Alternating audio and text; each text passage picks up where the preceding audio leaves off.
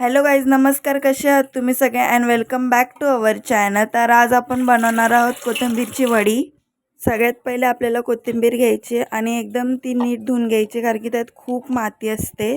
मग कोथिंबीर नीट धुवून घेतल्यावर आपण त्याला कापणार आहोत आणि एकदम मीडियम साईजमध्ये कापायची, ना जास्त छोटी कापायची ना जास्त मोठी कापायची.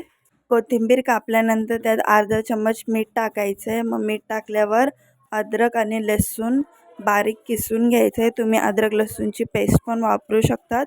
मग अद्रक लसूण किसून झाल्यावरती त्याच्यामध्ये अर्धा चम्मच गरम मसाला टाकायचे आणि अर्धा चम्मच लाल मसाला.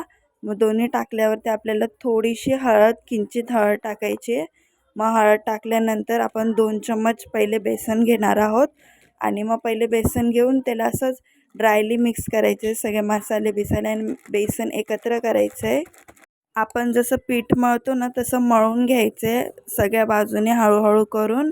मग आपल्याला समजेल की बेसन कमी आहे का जास्त आहे. तर आता बघा बेसन कमी आहे, नुसते आपल्याला कोथिंबीरच दिसत आहेत. मग 2 चम्मच अजून आम्ही बेसन घेतलं आहे.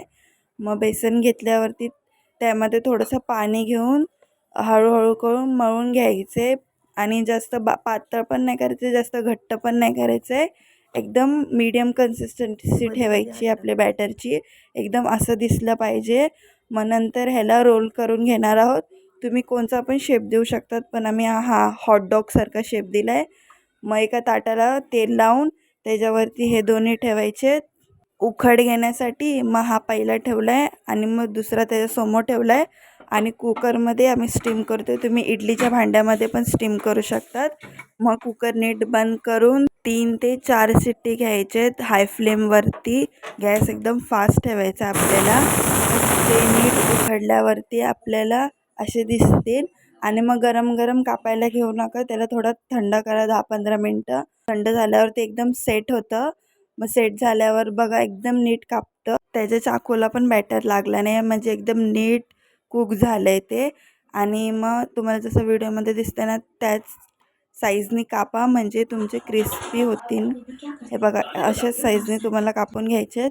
मग तवा ठेवला आहे, त्याच्यावरती थोडंसं तेल टाकलं आहे आणि तुम्ही डीप फ्राय पण करू शकतात, पण मी इथं शॅलो फ्राय केले. मग सगळे जे आपले वडे आहेत ते ठेवून देणार आहोत.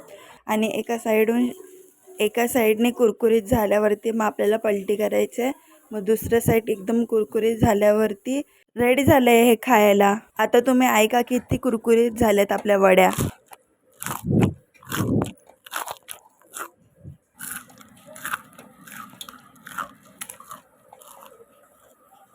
व्हिडिओ आवडला असेल तर लाईक, शेअर, कॉमेंट, सबस्क्राईब करा. Okay, bye.